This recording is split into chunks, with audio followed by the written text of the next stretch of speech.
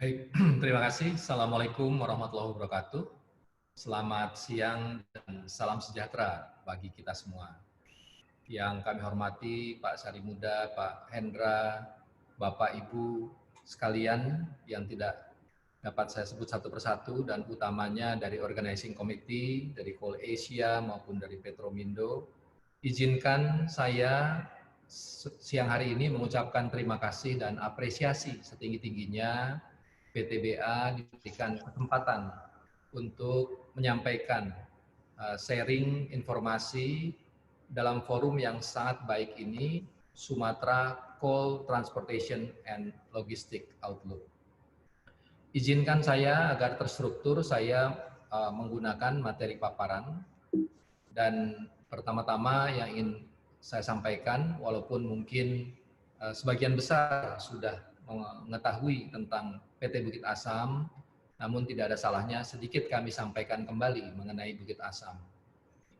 Kalau kita berbicara mengenai sejarah batubara di Indonesia, tentunya hal ini tidak terlepas daripada keberadaan salah satu tambang kami di Pulau Sumatera, yaitu di Ombilin yang sudah beroperasi sejak tahun 1876. Dan PTBA itu tahun 2002 sebagai public listed company, dan kita juga saat ini berada di dalam koordinasi holding company Mine ID atau Holding Industri Pertambangan Indonesia. Sehingga layak dikatakan bahwa PTBA ini adalah yang tertua dan secara pengalaman daripada memproduksi batubara. Namun dari keberadaan baik itu coal reserves maupun coal resources yang kebetulan juga bisa dikatakan terbesar di perusahaan yang ada di Indonesia, namun secara tingkat atau jumlah produksi kita bukan yang nomor satu di Indonesia. Nah, kenapa? Nah, kenapanya ini sangat relevan dengan apa yang diseminarkan atau diwebinarkan hari ini, karena masalah transportasi. Di satu sisi punya reserve terbesar, tapi di sisi lain tidak bisa memproduksi dengan nomor urut satu karena ada keterbatasan kapasitas angkutan. Kita punya 3,3 miliar ton per tahun, total 3,3 miliar ton jumlah cadangan dan 8,3 miliar ton sumber daya. Dan kalau kita lihat dari top 3 priority business development strategi kita, nomor satu adalah coal transportation. Jadi kita sangat sungguh-sungguh untuk memperbesar kapasitas transportasi atau angkutan batubara ini untuk menjadi bagian yang sangat penting bagi pertumbuhan perusahaan. Di samping itu, fokus kita yang kedua, sebagai perusahaan energi, kita juga mendirikan atau berbisnis terkait dengan pembangkit tenaga listrik. Namun pembangkit tenaga listriknya tidak hanya yang berbasis pada batu bara, namun juga kita saat ini sangat fokus dan alhamdulillah sudah masuk ke dalam renewable energy. Dan yang ketiga, fokus daripada pengembangan usaha kita adalah hilirisasi batu bara. Nah, sehingga kalau nanti dalam waktu beberapa tahun insya Allah hilirisasi batu bara ini sudah terwujud, barangkali judul webinar kita bukan hanya Sumatera Coal Transportation and Logistic Outlook, tapi mungkin lebih tepat Sumatera Coal Related Transportation and Logistic Outlook.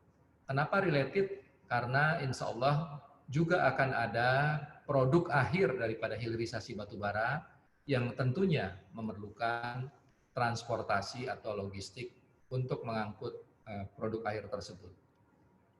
Kalau kita lihat dari coal transportation expansion, kita punya pilar, 4 pilar transportasi. Yang pertama di Kertapati, alhamdulillah kita sudah berhasil menyelesaikan menambah sampai dengan 5 juta ton di tahun 2020 ini, dan kita dalam proses meningkatkan kembali sampai dengan 7 juta ton secara kapasitas dari Tanjung Enim ke Kertapati. Yang kedua, saat ini kita juga sedang mengupgrade kapasitas kita di Tarahan 1 menjadi dari kurang lebih 21,3 juta menjadi 25 juta ton, dan kita harapkan di akhir tahun ini kita sudah siap untuk mengupgrade kapasitas ini. Dan yang ketiga, bekerja sama dengan PT Kereta Api, karena PT BA dan PT KAI punya sejarah panjang terkait hubungan yang sangat baik antara PT KAI dengan PT BA untuk pemenuhan transportasi melalui kereta api, di mana kita juga mengagendakan bekerja sama dengan KAI untuk tujuan keramasan sebesar 20 juta, dan kita juga akan menambah kapasitas kembali di Tarahan 2 sebesar 20 juta.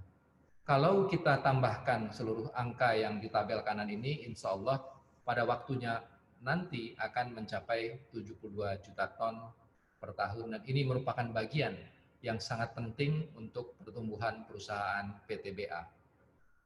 Jadi kalau kita lihat di peta di sini, ini adalah peta menerjemahkan pilar strategis angkutan batubara.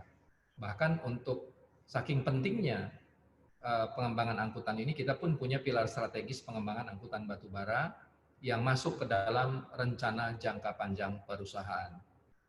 Dan selain dari modus kereta api, saat ini kita juga sedang bekerja sama dengan Pelindo II untuk melakukan joint study di dalam pengembangan transportasi batubara ini melalui sungai.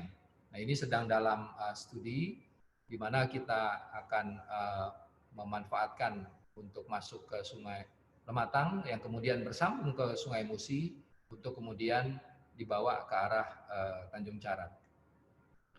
Yang kedua, sebagaimana tadi saya sampaikan, ini waktu saya tinggal 3 menit lagi, mengenai power plant, kita ada membangun juga di kawasan industri berbasis batubara Bukit Asam atau Bukit Asam Coal Based Industrial Estate di Tanjung Enim, yang merupakan PLTU batubara terbesar di Pulau Sumatera atau PLTU batubara mulut tambang terbesar di seluruh Indonesia. Jadi in terms of mulut tambang ini terbesar di Indonesia, in terms of PLTU di Pulau Sumatera ini yang terbesar dengan kapasitas kurang lebih 1.240 MW. Di samping itu, sebagaimana yang tadi saya sampaikan, kita juga saat ini sedang fokus di renewable energy. Kita sudah berhasil membangun PLTS dengan Angkasa Pura II. Ini terletak di Bandara Soekarno-Hatta. Bagian belakang foto tersebut bisa dilihat, kita bisa melihat pesawat-pesawat udara yang ada di lingkungan bandara. Dan ini adalah hasil karya kerjasama sinergi BUMN antara AP2 dan Bukit Asam. Karena kita sangat berkomitmen untuk mengembangkan sumber energi baru terbarukan.